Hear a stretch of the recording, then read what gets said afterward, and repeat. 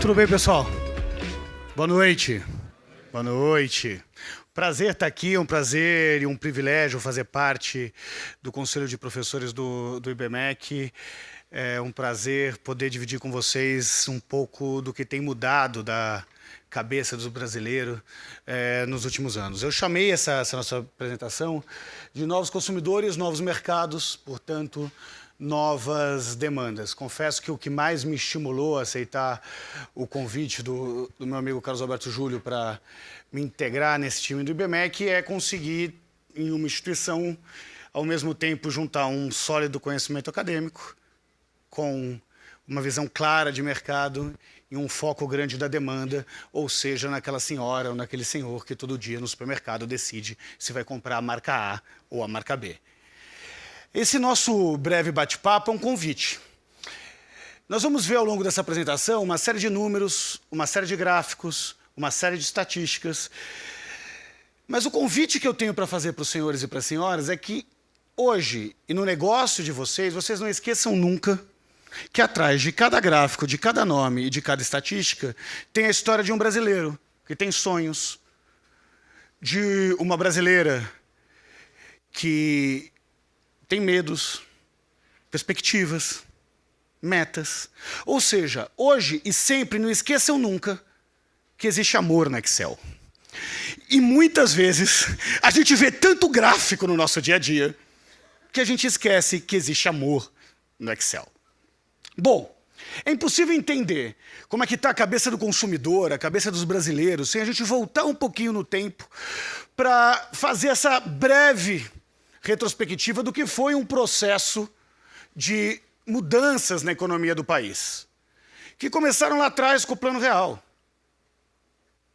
Talvez alguns não lembrem, mas o nunca antes na história desse país começou lá atrás, né, quando saímos de uma situação de inflação de 80% ao mês por uma situação de estabilidade econômica. Os mais novos aqui talvez não lembrem, mas teve uma época no nosso país que as pessoas recebiam o salário dela como se fosse um cubo de gelo e tinha que sair correndo com aquele cubo de gelo derretendo, até o primeiro supermercado que aparecia com uma frente.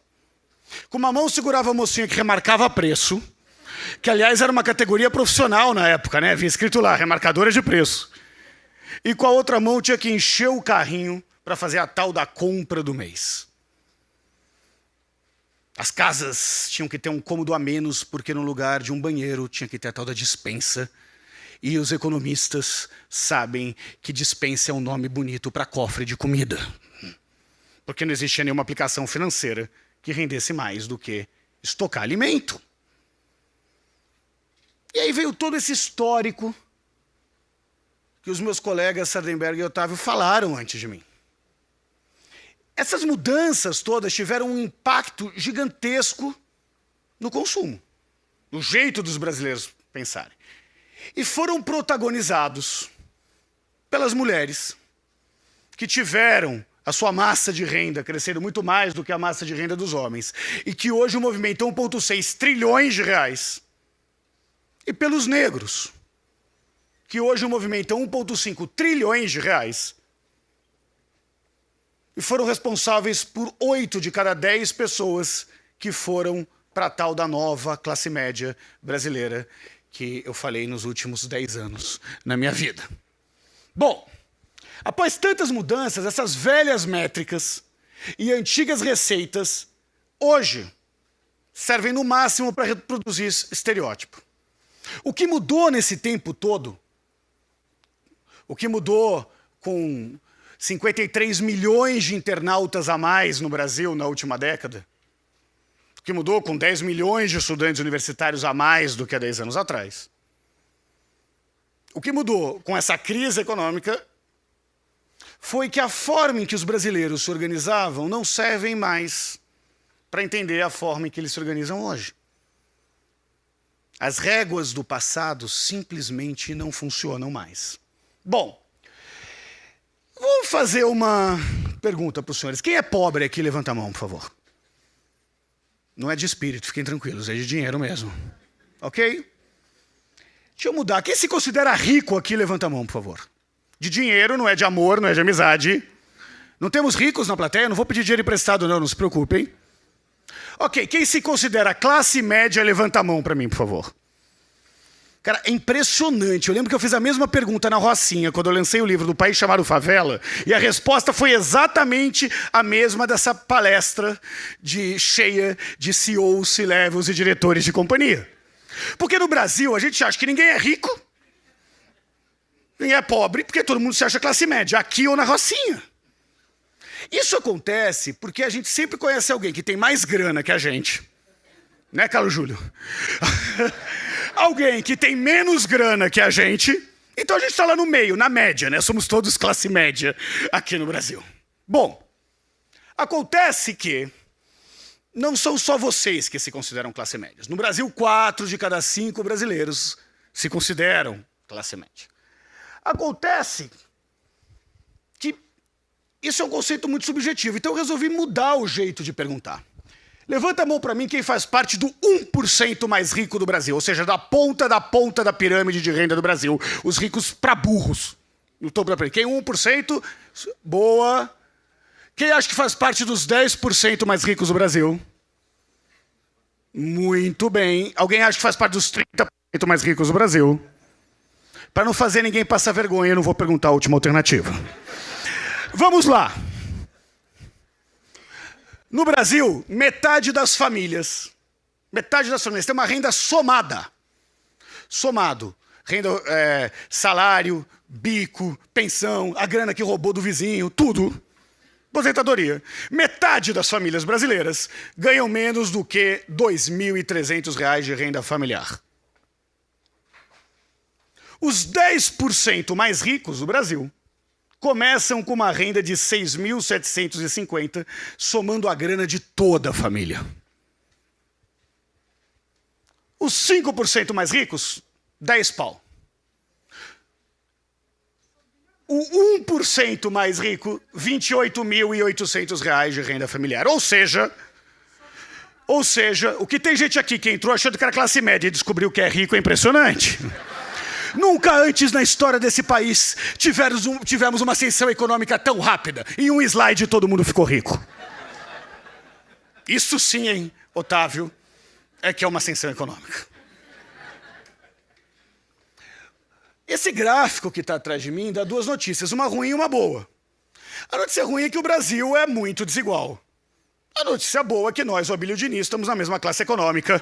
Está todo mundo lá no topo da pirâmide de renda do nosso país. Só que esse gráfico também serve para pensar portfólio de empresa, para pensar cadeia de distribuição, para pensar se nós temos condições ou não de atender uma demanda que pode ser de 1% do mercado, de 50% do mercado, ou de 100% do mercado. E serve também para entender como que o nosso país ainda tem muito a avançar. Uma outra mudança que aconteceu foi que não só tinha surgido uma classe C, que chegou a 56% e voltou a 54% agora, na crise, mas nós tivemos um crescimento também de uma classe A e B. E hoje, metade da classe A e B é a primeira geração de pessoas com dinheiro na família. Ou seja, o pai não era da classe A e B, a mãe não era da classe A e B, mas ele é. E eu não estou falando de jogador de futebol ou cantor de pagode, porque eles não são tantos assim. Eu estou falando daquele sujeito que há 10 anos atrás ergueu uma casa, uma laje na casa onde ele morava, foi morar na parte de cima. Abriu uma distribuidora de água e hoje ganha 60, 70, 80 mil reais por mês. Eu estou falando do dono de padaria, que ganha 200 pau por mês. Eu estou falando de milhões de brasileiros que passaram a ter renda de classe A e B, mas têm um comportamento de classe C. É a galera do Camaro Amarelo. Lembra do Tufão da novela Avenida Brasil? É disso que a gente está falando. E aí ficou claro, com a velocidade dessas mudanças, com a democratização da internet, que olhar apenas para o bolso dos nossos consumidores não servem para nada a não ser para reproduzir estereótipos do passado. Por exemplo, quando eu falo de classe C, pouca gente entende que 80% dos jovens da classe C hoje são internautas. 2/3 bancarizados, 64% possuem smartphone e 40% não mudariam do bairro onde moram nem que a sua renda aumentasse. Mas vamos falar da elite. Dos 25% mais ricos do Brasil, do quarto mais rico do Brasil. 2/3 dos adultos acima de 25 anos não fizeram faculdade. 2/3 dos adultos não fizeram faculdade. 73% estudaram apenas em escolas públicas. Apenas 1/5 já viajou para fora do Brasil. Vocês não entenderam errado. De cada 10 brasileiros da classe A e B, dos 25% mais ricos do Brasil, de cada 10 brasileiros, 8 não conhecem nem o Paraguai. E 61% utilizaram transporte público no último mês. Isso não é a Gaviões da Fiel. Isso é o quarto mais rico do Brasil. E quantas vezes nas nossas estratégias de marketing, nas nossas estratégias de negócio, nós conseguimos falar para essas pessoas? Isso é só para trazer para a realidade. O bolso não explica a cabeça. O quanto que as réguas e as métricas do passado não servem de nada para entender o consumidor do século XXI. It's easy to put people in boxes. There's us, and there's them. The high earners, and those just getting by. Those we trust, and those we try to avoid. There's the new Danes, and those who've always been here. The people from the countryside, and those who've never seen a cow. The religious, and the self-confident. There are those we share something with, and those we don't share anything with. Velkommen. Jeg kommer til at stille jer nogle spørgsmål i dag. Nogle af dem kan godt være lidt personlige, men jeg håber, I vil svare ærligt på dem. Hvem herinde i rummet var klassens klovn?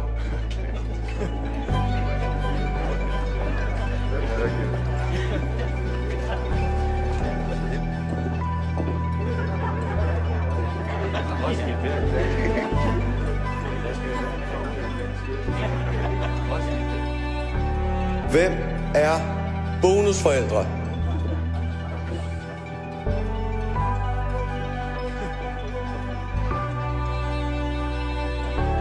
And then suddenly, there's us. We who believe in life after death. We who've seen UFOs. And all of us who love to dance. We who've been bullied.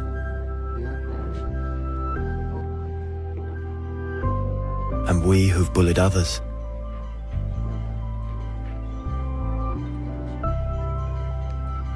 And then there's us, the lucky ones who've had sex this past week. We who are broken-hearted. We who are madly in love. We who feel lonely.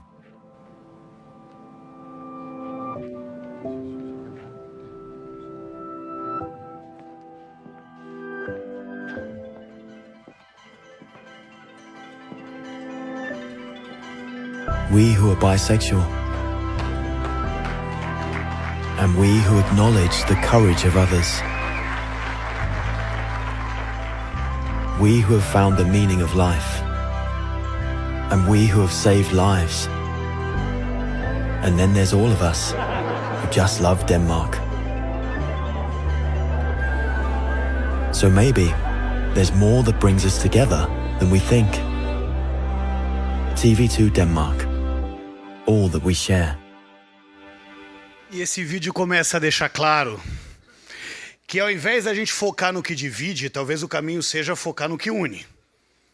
E que a potência esteja no respeito, mas também entender que numa estratégia de negócio as pessoas não mais pertencem a uma classe.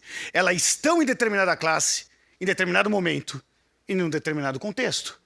Lá no Instituto Locomotiva a gente se preocupou com isso. Porque, no geral, as grandes empresas tentam a todo momento clusterizar o seu consumidor por classe, renda, idade, região, comportamento. Mas será que alguém já se perguntou como que as próprias pessoas se definem Quais são os critérios, as características que elas consideram importantes na hora de se encontrar e se definir? A gente tentou fazer esse exercício. E a primeira coisa que a gente viu é que 77% dos brasileiros afirmam desempenhar diferentes papéis no seu dia a dia.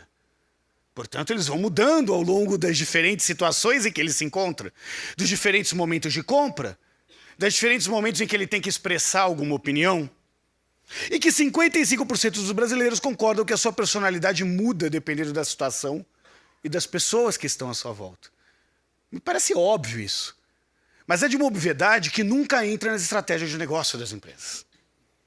Nós vimos que na média, existem 5 características que os brasileiros acham fundamentais para se definir, para encontrar a sua identidade. Que apenas 7% afirmam só ter uma característica. E que 17% tem mais de 10 características. E aí, nessa resposta múltipla, nós vimos que hobbies, papel da família, trabalho e profissão, estilo de música, religião, crença, idade, gênero, são mais importantes do que renda. Hobbies. A gente não perguntou hobbies, tá? Mas hobbies. Essas atividades. Na hora da pessoa se encontrar e se definir. Quando a gente pergunta qual delas era mais importante, o papel da família, depois hobbies, depois gênero, depois religião, idade, origem, e 4% é renda. Essa quase obsessão que existe hoje por querer saber se o cara é da A, B, C, D. É diferente entre os homens e as mulheres. O homem aparece o trabalho e a profissão como principal característica, as mulheres o papel da família. Aliás, o homem só considera o papel da família como terceira principal característica, o que reflete uma cultura machista que infelizmente acha que enquanto ser um homem de sucesso é ser alguém bem-sucedido profissionalmente, para ser uma mulher de sucesso não basta ser sucedido profissionalmente. E nessa situação, com esses brasileiros se organizando de forma diferente da hora de comprar, de emitir opinião, de discutir política, de tentar entender a sociedade, a gente tem um dos maiores investimentos que existem hoje, que é o investimento publicitário, sendo um dinheiro simplesmente jogado fora. O maior erro que nós encontramos hoje nos nossos clientes é que, infelizmente, o mercado usa as lentes do século XX para entender a sociedade e o consumo do século XXI, com métricas que não fazem mais nenhum sentido numa sociedade líquida, uma economia mais líquida, e com pessoas que passaram a preferir viver do que ter. O único valor que permanece transversal e não muda pesquisa após pesquisa nossa é o valor da família. Hoje, 78% dos brasileiros acreditam que só é possível ser feliz na vida constituindo uma família. Mas que família é essa? A primeira imagem que a velha geração de empresários enxerga é a velha família Doriana, aquela família margarina. Um casal heterossexual com um filho menor do que 14 anos. Só 1/3 das famílias brasileiras são a família Doriana. O valor da família é importante para todos, o tipo da família mudou. E aí, enxergar a diversidade, estar com os olhos, as estratégias de negócios abertos à diversidade é fundamental. Para a nova geração, 52% aceitariam numa boa ter um filho homossexual. Esse número cai para 33% na geração anterior. 36% não aceitaria de jeito nenhum ter um filho homossexual na geração anterior, e esse número cai para 24%. E ainda é uma aberração, mas já é um avanço sobre essas mudanças. No entanto, 70% dos brasileiros afirmam que propagandas que ridicularizam homossexuais estão ultrapassadas. E ainda temos. Nós vimos a expansão do poder de compra das mulheres com um movimento de 1,6 trilhões de reais. Só que esse mercado de 1,6 trilhões de reais, que fariam com que as mulheres estivessem no G20 do consumo mundial, 67% das mulheres afirmam que as propagandas de TV mostram um padrão de beleza que é muito diferente da realidade brasileira. E 61% das mulheres concordam que as mulheres sentem-se frustradas quando não conseguem ter o corpo e a beleza das mulheres mostradas nas propagandas de TV. Vimos o poder de consumo dos negros, que cresceram. E os negros não se sentem hoje ainda contemplados na TV. E aí nós perguntamos, como você acredita que são as brasileiras? 56% têm olhos escuros, 63% morenas, cabelos crespos e cacheados, 47%, gordas, 45%, maduras, 52%, de classe popular, 69%. E como os brasileiros acham que são as mulheres de TV? Loiras, de olhos claros e olhos azuis. E como você gostaria que fosse? Exatamente como eu sou. E eu termino com algumas provocações. Que essas lentes do passado faz com que a gente não consiga mais se comunicar com o novo mercado que está existindo. 2 em cada 3 brasileiros afirmam que não se identificam na forma como as propagandas de TV apresentam as pessoas. 3 em cada 4 brasileiros afirmam que as propagandas deveriam representar melhor a diversidade da população brasileira. E que nesse contexto não tem saída. Ou a diversidade é uma estratégia, ou você está fora do jogo. 89% não compram marcas de produtos que de alguma forma não respeitem a diversidade. 79% afirmam que não aceitarão calados qualquer tipo de preconceito na comunicação.